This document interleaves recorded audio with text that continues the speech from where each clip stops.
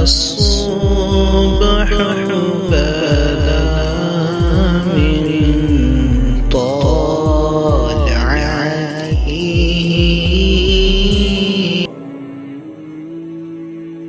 السلام علیکم ورحمۃ اللہ وبرکاتہ. یہ ویڈیو ان حضرات کے لیے ہے جو بہت سے حضرات اولاد کے لیے پریشان ہیں، اور ہماری بہت سی بہنیں اولاد کے لیے پریشان ہیں لیکن ان کو کوئی اولاد اب تک نہیں ہوئی، اور وہ حضرات بہت زیادہ علاج، دوائیاں، یہ سب چیزیں کر چکے ہیں، ساری رپورٹ نارمل ہیں، پھر بھی ان کو کوئی فائدہ نہیں ہو پا رہا ہے.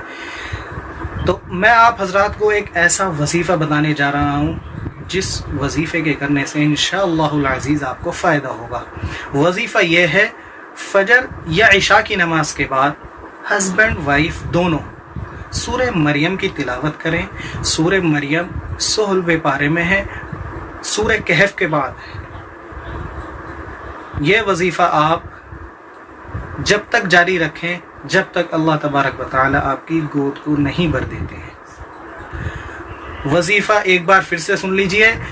فجر یا عشاء کی نماز کے بعد سورہ مریم کی تلاوت کریں.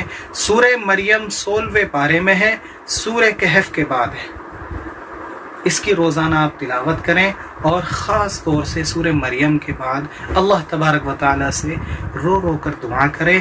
انشاءاللہ العزیز اللہ تعالی آپ کو اولاد سے بہت جلد نواز دیں گے. السلام علیکم ورحمۃ اللہ وبرکاتہ. آب زمزم اور کھجوریں بانٹتے ہو کس لیے؟